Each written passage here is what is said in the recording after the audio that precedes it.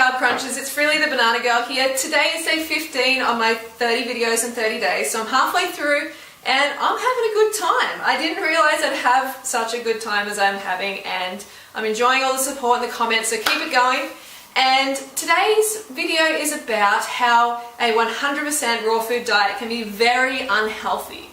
And I know some of you are probably thinking, what? The Banana Girl is going crazy. She's eating some cooked food now, and now she's writing off the raw food movement. No, that is not what I'm doing, and you're going to understand very soon what this is all about. So, the way that a raw food diet can be unhealthy is if it's a high-fat raw food diet. Okay, that is a very unhealthy diet. I remember when I first came to raw food movement, I came through the high-fat raw food movement. And it was, it's a good way. At least I got here to where I am now. It's great to bring people in, but it doesn't keep people raw, okay? Before long, people are gone. You don't see them again if they try the high-fat raw style for too long. So when I found the raw food movement, I found Dave Wolf's forum called rawfood.com. And I went there. It's a pretty high-fat forum, as most people who are familiar with it know. And I was a newbie, so I went there with all these questions. I'm like, how much do I eat? What do I eat? Just as any newbie does. And I got this overwhelming response of, just eat 100% raw. It doesn't matter what you eat, as long as it's raw. That raw food's going to push out that toxic cooked food. And yeah, I believed it. I thought anything that was raw was good, so I got stuck into the, cacao and the oils and the nuts. And I was having I remember at one stage I had avocado, banana, and cacao mixed together into a mousse. That was my favorite thing for ages. I'm like, oh yes, I get to eat chocolate still. I get to eat all these cakes, all these fatty lasagnas. I thought it was the best thing ever. But boy, was I wrong. I was way off track. And I started to feel really sick pretty soon. So I had to find another way. I mean, I came from a pretty unhealthy diet, pretty standard diet. I took out the meat, the dairy and eggs, and I got this jump in health, which was awesome, but pretty soon I became glucose deficient from eating this high-fat raw diet. Pretty soon after, I was binging out on everything else. So, the high-fat does not work, and the four main offenders that I've identified are cacao, oil, Himalayan salt or sea salt, any old salt, and nuts. So cacao is the first one, and it contains lots of stimulants, theobromine, which is a neurotoxin and stimulant, and something you do not want in your blood at all. I mean, I'm coming from this lifestyle where I had a lot of stimulating foods and, drugs as well, and coffee. And one night I remember having 2 cacao beans, and I was absolutely wired. I was awake in bed till 4 a.m. just staring at the ceiling. That's how stimulating this substance is. Really, really not good to have in your body. So get rid of that stuff, that processed, expensive, gunk. You don't want that in your blood. So next one is oil. So oil is 100% refined fat. Do you have an oil deficiency? A fat deficiency? No. 99.9999% of the population do not need more fat on their body. And oil is just going to contribute to your fat cells. It doesn't have anything that you need. There's no oil in nature, just forget it. It's just going to sludge up your blood.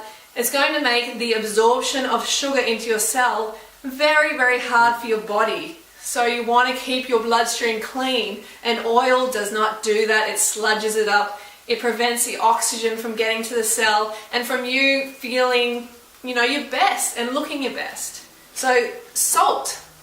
All these raw food dishes, they have a whole lot of salt, because if you just put the fat, like the oil and nuts in, then it's not going to taste that good. So all this salt has to go in as well.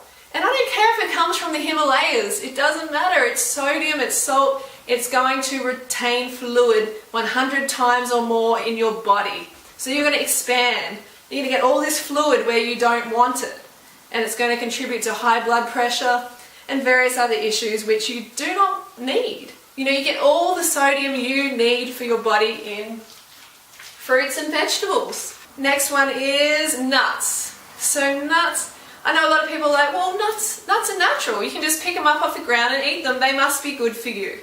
Well, there are sometimes food in my book. They're not that great for you. You're better off having fruits and vegetables. They're the low-fat, high-carb foods. Nuts are, 70% or more fat generally, which is just something that your body, your high-carb body, does not need. You might go for it when you're hungry, when you're binging out and stuff like that. It's only because you're hungry and you're going for a dense calorie source. So you take the nuts out, get rid of these like fatty desserts and crackers and stuff like that, and you're going to get this huge lift in energy because you're not going to be glucose deficient anymore. Eat enough of this and you're going to get enough glucose. So they're the 4 biggest problems I see. So this is how a raw food diet can be very unhealthy. So what is a healthy raw food diet? The Banana Girl diet. Or any fruit, high carb, raw, vegan. So high fruit lifestyle. If you're going to do a raw food diet 100%, do it with the fruit. 95% or more of your calories coming from fruit a day. So if you don't want to do a 100% raw food diet, then you can always eat cooked starches. They're going to keep you healthy. And you know what? That's a lot healthier than a high-fat 100% raw food diet. Remember, 100% raw doesn't mean 100% healthy. It certainly doesn't. These are going to help keep you high carb for life. I see far too many people coming to the raw food movement and only being there for a couple of weeks or a couple of months because they're doing the high fat way and they're glucose deficient. They can't stay on track because they don't have the nourishment coming to their cells. And then you know what happens? They leave, they talk about the raw food movement and they're like, raw food didn't work. But of course it didn't work because they didn't have enough nutrition going to their cells. So that's what I'm trying to prevent. I'm trying to help people just to feel their best and look their best and do it right the first time.